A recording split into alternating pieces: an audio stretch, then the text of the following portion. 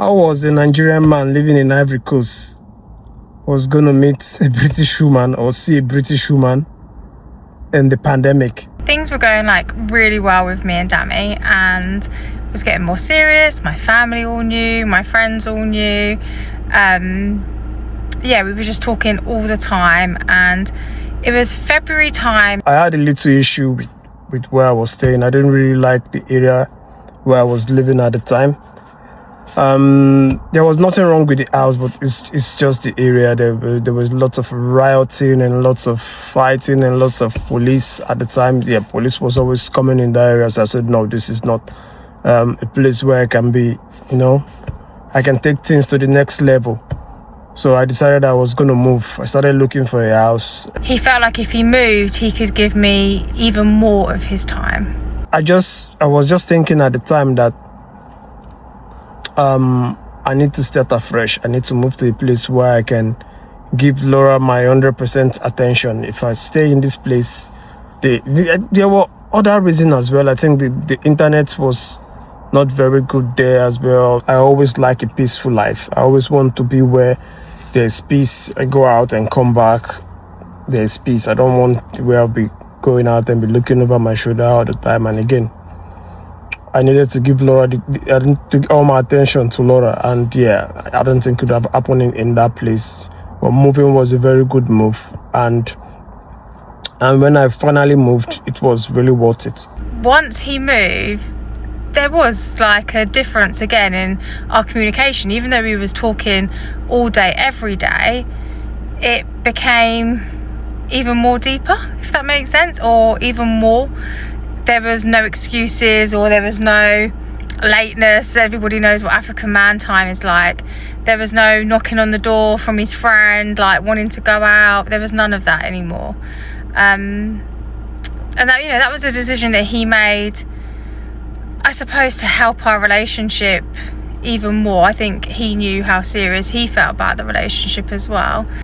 I think I needed to move, because moving just made me feel like I was starting a new chapter with Laura in my life. Yeah, I've been single for a few years. Yeah, so starting to talk to Laura and giving her the attention, I just felt like this is a new me, like this is a new chapter, this is a whole new chapter. All of a sudden, I was 29, maybe 29, 30 at the time. So yeah, he moved, and then we started doing date nights every Saturday night. And things became very intense. We started doing things to spice up the relationship. Started doing regular date nights that we always look forward to. Like, the date nights were really amazing. I think if there's one of the things I really miss, our date nights, because we will both cook. We will both cook different food, and we'll sit down and eat. Or the day I don't want to cook, I might go to a restaurant and put my camera in front of me. We'll do the date night before going to the house. It became our absolute favourite thing to do. Sometimes we'd have music, sometimes he'd be dancing. Yeah, it was just the absolute best, and it was something that we both really looked forward to. And it was nice because we was making a bit of effort. Like, I was getting dressed up, I was buying like an outfit, I was putting on makeup, even though I wasn't even going out, but I wanted to make him be like, wow, like, there's Laura. So it was just a way for us to make an effort with one another and to show that effort. It was really fun, just date night. I think couples in general should try it. Long distance couple, even couples living together, you should try date night. You can talk about so many things, agree, disagree, share ideas. Date night is so underrated. Every couple should do date night. As things are obviously, getting more and more serious, it's what's the next step? We were still in lockdown after all this, but here comes the problem. We needed to see each other. How are we going to see each other? We can't just be talking, doing date nights all the time. Something needs to happen. So we started looking at visas. We looked at all the different options. First one was, could he come to the UK and visit visa? And as soon as we started looking at all of the requirements, we realised actually it's not as easy to get a visit visa. Because I don't have enough evidence to show that I'm going to return back to Nigeria. So that would not work. So we started looking at other visas. Visiting visa is one of the hardest visas to get in the UK.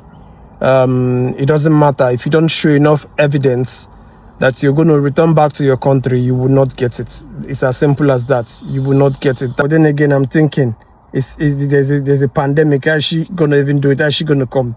Does she even want to come on her own with 2 kids? Like, I had to make the decision that I would go there. But I actually really wanted to go there because we'd been in lockdown. I was on my own with 2 kids and it was hard. Like, it was so hard. I don't think people realise, unless you was in the same sort of situation, how hard and isolating it was and draining it was. So for me to go and have a little bit of like me time, I jumped at the chance of that. And I also wanted to see his environment and not also have the kids around, because I wanted to just spend time, me and him, so that we could really understand, like, are we really going to be, you know, going to the next step? Like, I want to marry this man. I want to know, like, face to face, do we have that connection in person as we do over the phone? Because sometimes it can be different. So yeah, I had to make that decision to go over there. But that would come with a lot of complications. There was lots of questions. There was worry. We were both positive, but there was a bit of worry what our family is going to say and all that. Obviously, I had to tell my family that I was going to go and travel to Abidjan to meet Dammy. You know when someone says that they're going to do something and you're like, yeah, all right, like, whatever, you ain't going to do it. Because it's obviously such a big thing. And my family didn't really say too much, but as me and Dammy were planning and we had dates in mind, and you know, we were keeping an eye on what the government was saying about lockdown and when things were going to open up. Was I going to have the COVID vaccine, which I didn't want to have and I was not going to have? You know, and was that going to stop me from you know, meeting the love of my life, not having the COVID vaccine? That all these things were going through our heads, like, how are we going to pull this off? There were so many paperwork you need to show just to travel. We all experienced. The good thing is that this is not a story. We all experience COVID together. PCR tests, vaccine certificates, whatever. She had to even do yellow vaccine as well. So there was just so many things that you need to get, document that you need to get just to travel. It was really insane. The government was starting to say that things are going to start opening up. So that's when we started going, okay. I didn't want to book flights like the day everything opened up, because I thought, what if they'd go, no, not happening? So I thought, let me give it a couple of weeks after everything opens up and book my flights for then, which ended up being the end of May. So booked flights. Obviously then I had to tell my family, you know, my mum and my dad, I need you to have the kids for me. She had to tell her family, her mom, her dad. For her dad, I don't think he's fully come to that understanding that Laura is dating somebody online. Like, how does that even work? Like, how can you meet somebody on TikTok? Like, which world are you living in? Like, it's old school. Like, he doesn't understand. He doesn't get the point. He doesn't, he can't, he was only just coming to realize that, okay, this makes her happy. There must be something there. I think it was sort of at this point that my dad was like, okay, like, you're doing this, you're going, there's nothing I can do to stop you. You've got this in your head. I don't understand it. I don't think I agree with it, but I can't stop you. And that was my dad's stance. My mum was, I say, more understanding. My stepmom was quite understanding of it as well. And they all agreed to basically look after the kids, which I'm so grateful for, because if they didn't, I would never probably gone. So I feel very lucky that they was able to have the children, and the children were safe and they were happy, and you know, how fun that they get to spend time with their grandparents. So that was all arranged. I remember, like, my nan, bless her, she's late now. She was not understanding where I was going. She thought I was going to Azerbaijan or somewhere like that. She thought I was going to be kidnapped. She was talking about the Taken movie. She was like, you're going to be in a mud hut, this, that, like, oh, like, she's like, I can't sleep at night. And I was like, one, I'm not even going to where you think I'm going.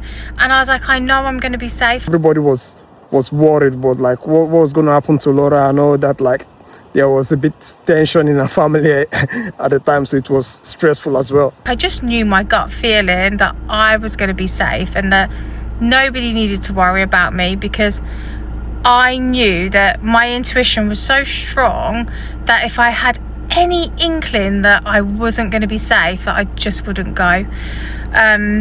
I just wouldn't, because I've got 2 children. Like, I'm their mum. Like, I have to look after them. I have a responsibility to them. It's not like I don't have kids and I can go and take risks almost.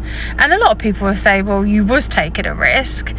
But my intuition, like, I just think a woman's intuition is never wrong and is so strong. And a lot of time women don't always listen to that intuition. So I was very in tune with mine, and I knew that it was absolutely the right thing to do and that I would be safe. And I really trusted Dammy that he would never put me in harm's way. So we're getting closer and closer to the time of when I'm going to be travelling. She's looking at flights and how she could book flight as well. And Dammy's arranging accommodation because he doesn't want me to stay in a really small place. Where I was staying was just only a little apartment for me, and I wanted her to be comfortable. So I started looking at places that we could stay together. He was sorting out accommodation. I had my flights. I had to do a yellow vaccine, and thankfully you didn't have to travel with a COVID vaccine, because I was not having that vaccine.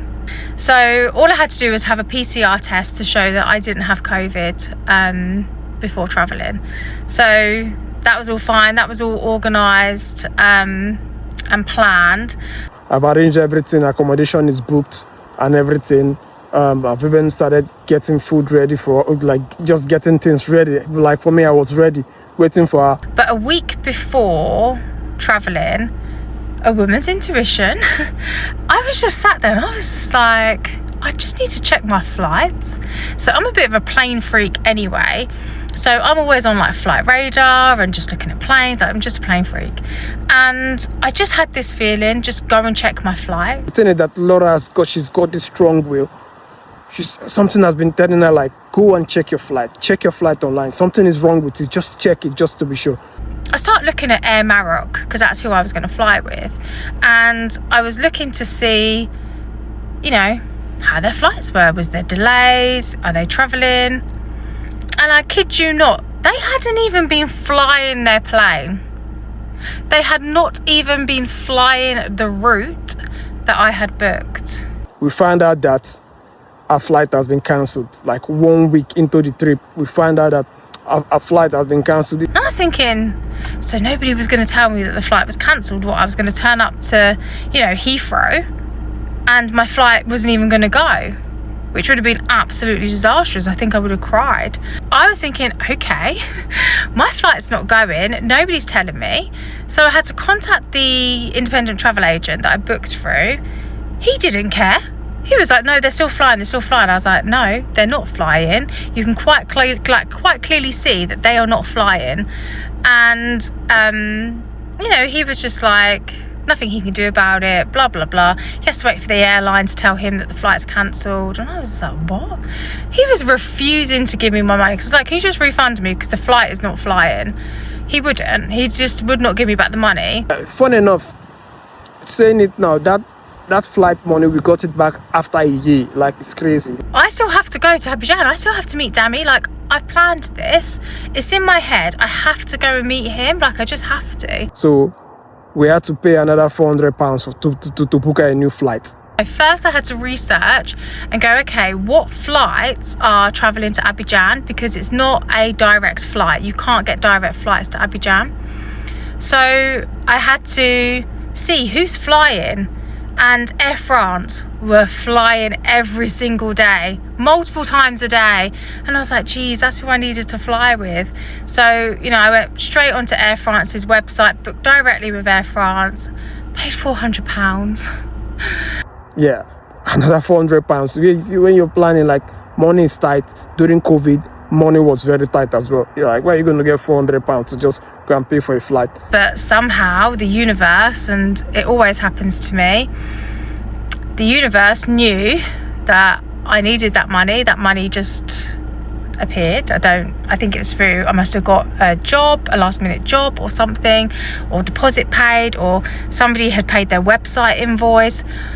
The money just came, and it always works for me when that happens. If it's meant to be, it will all fall into place for you. So booked a flight, same dates, nothing had changed, and that was a huge relief.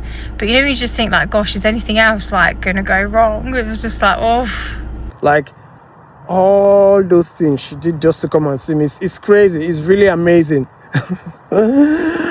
yeah, I'm just thinking about it now, like it blows my mind away. Like, thankfully nothing else in the planning like went wrong or messed us up.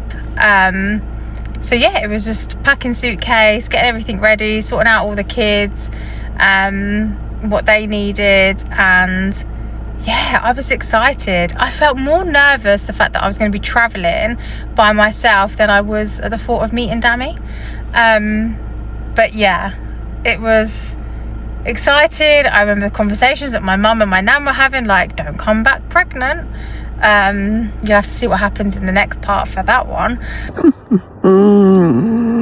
And you wait for the next part. What it was like when we met.